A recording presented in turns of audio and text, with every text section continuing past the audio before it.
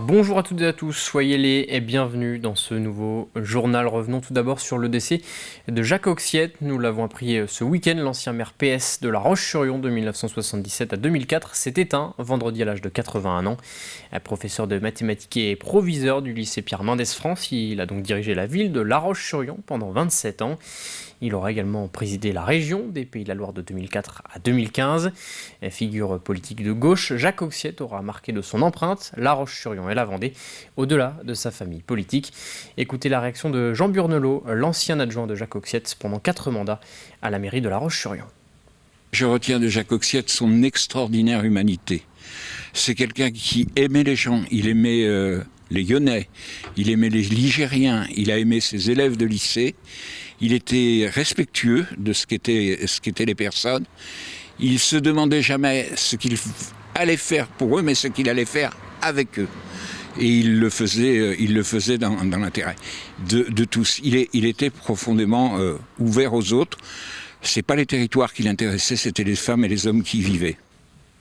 Jacques Auxiette aura donc passé 27 ans à la tête de La Roche-sur-Yon et 2 mandats à la présidence du Conseil régional des Pays de la Loire. Homme de gauche et figure politique respectée de tous, il aura laissé son empreinte sur l'agglomération lyonnaise. Retour sur sa carrière politique et son héritage en Vendée avec Pierre Dalicieux et Grégoire de Châtillon. C'est une figure de la vie politique du département et de la région qui s'en est allé. 27 ans maire de La Roche-sur-Yon. Aujourd'hui, ceux qui ont travaillé avec Jacques Auxiette se souviennent d'un homme proche des citoyens et très apprécié. La disparition est quand même brutale et il y a un vrai élan de tous ceux qui veulent témoigner à quel point Jacques Auxiette a compté dans leur parcours, à la fois personnel, mais aussi dans leur vie de citoyen, par exemple à La Roche-sur-Yon. Je l'avais toujours, pour avoir eu la chance d'être à ses côtés dans des moments aussi publics ou de déambulation à La Roche-sur-Yon, il avait une très grande humilité. Et les personnes venaient spontanément vers lui, pour 2 raisons. D'abord parce qu'elles voulaient leur témoigner leur reconnaissance, mais aussi parce qu'elles savaient qu'elles seraient accueillies et, voilà, en toute simplicité par Jacques. Maire de gauche, premier secrétaire du Parti socialiste de la Vendée, durant ses mandats successifs à la ville de La Roche-sur-Yon en tant que président de la région des Pays de la Loire, Jacques Auxiette aura su être à l'écoute de ses équipes, des citoyens, mais aussi de ses opposants. En 2014, je viens d'être élu et Jacques Auxiette m'invite dans son déplacement au nom des Pays de la Loire vers la Chine. Et je fais partie de la délégation en tant que jeune maire. Moi, il m'impressionne un peu. C'est un président qui a un certain charisme, une certaine prestance à la fois sur ce déplacement en Chine.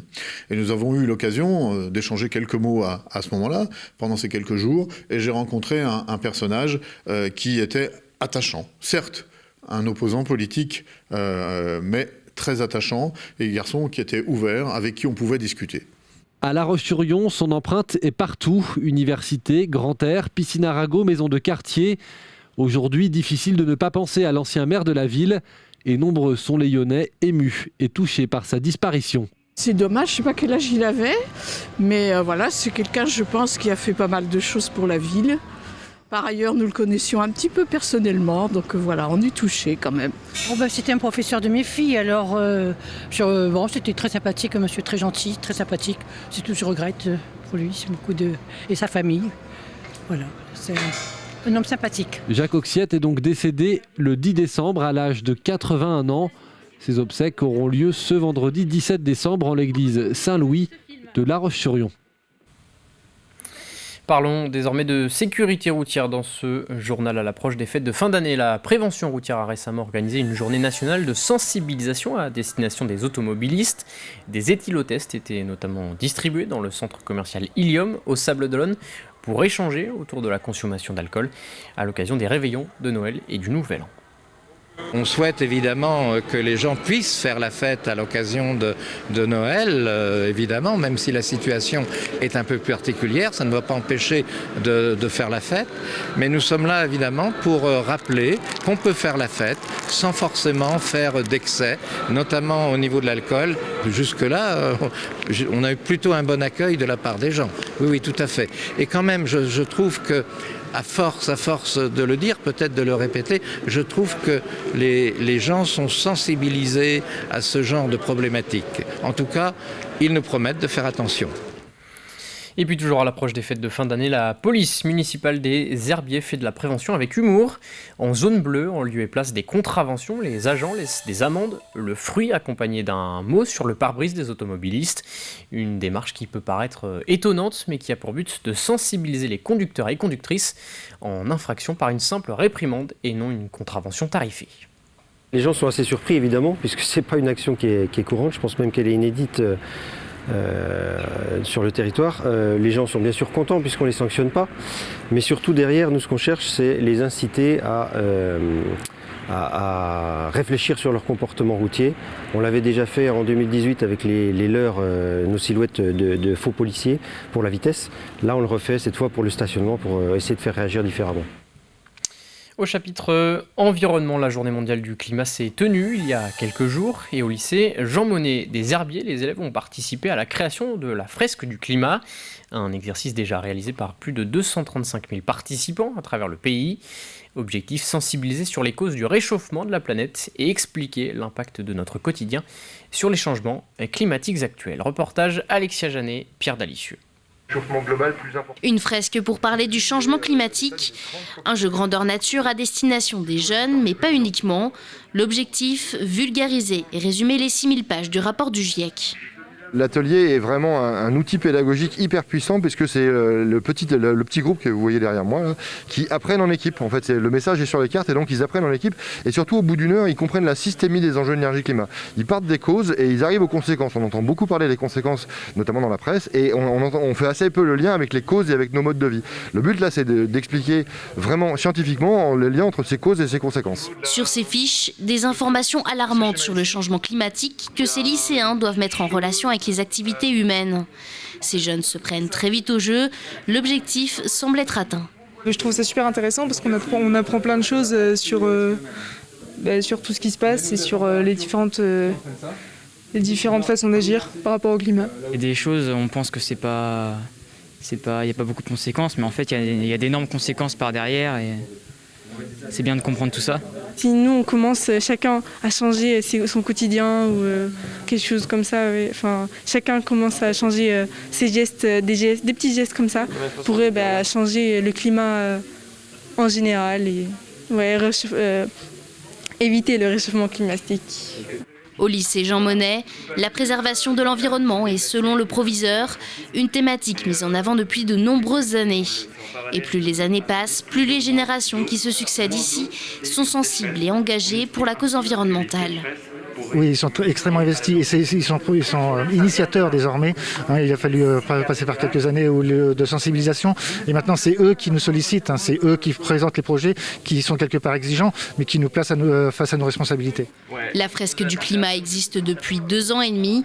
Un atelier qui a été depuis réalisé par plus de 250 000 personnes en France. On termine ce journal avec de la littérature. Régulièrement, les bibliothèques procèdent à un déstockage d'une partie de leurs ouvrages, des livres abîmés ou moins empruntés par exemple. À Saint-Gilles-Croix-de-Vie, la bibliothèque vient justement d'organiser une de ces ventes pour pouvoir faire de la place à de nouveaux ouvrages. L'occasion également pour le public de faire de bonnes affaires. Reportage signé Alix Lanos. Arrivé à la caisse, les sacs pèsent lourd. Il faut dire qu'il y a du choix. Des milliers de livres à disposition pour cette opération de déstockage de la bibliothèque de Saint-Gilles-Croix-de-Vie. Alors les passionnés de lecture sont au rendez-vous et comptent bien se faire plaisir. On a trouvé surtout des livres historiques. On n'était pas forcément venu avec une idée en tête, mais on est venu avec les petits, et du coup qui sont des grands fanats de lecture. Donc on a trouvé plus que notre bonheur. On a déjà fait un premier tour avec une vingtaine et puis là encore 5. Voilà, c'est ça. À ce prix-là, ça vaut le coup. 1 € le livre, en effet, ça vaut le coup. Je vous fais un tout, 23 € le tout. Mais si l'aspect financier attire évidemment les lecteurs, certains ont également d'autres motivations. Redonner une seconde vie au livre déjà, ce qui est déjà pas mal. Et puis après, retourner voir les nouveautés qui seront dans la bibliothèque. Je trouve que c'est une action très positive. Dans les cartons, on trouve les livres abîmés ou ceux qui sont un peu moins empruntés. Le but, faire de la place pour les nouveautés. Nous avons une politique d'achat de livres très très importante. Donc, effectivement, la bibliothèque, bien que grande, n'est pas extensible et il faut faire de la place pour les nouveautés. On achète énormément de nouveautés tous les ans. Donc ça veut dire qu'il faut ce qu'on appelle dans le langage des bibliothèques désherber. Un désherbage qui ravit des centaines de lecteurs qui se prestent aujourd'hui. Ça veut dire que les gens aiment lire et que particulièrement les enfants et les jeunes, ça part très très bien, donc oui, c'est rassurant. Maxime, 8 ans, a trouvé son bonheur. Des choses que j'aime bien, plutôt des gros romans parce que je les lis très vite. Et aussi des journaux de Mickey, j'adore ça. Je cherche toutes sortes de livres, des mangas, des bandes dessinées, aussi des séries. Lus et relus par les habitués de la bibliothèque, les invendus du jour serviront pour des dons ou pour des boîtes à livres. Ils céderont en tout cas leur place dans les étagères à de nouveaux ouvrages venus enrichir la collection de 37 000 documents de la bibliothèque de Saint-Gilles-Croix-de-Vie. C'est la fin de cette édition. Je vous laisse sur ces images du marché de Noël de Maizé.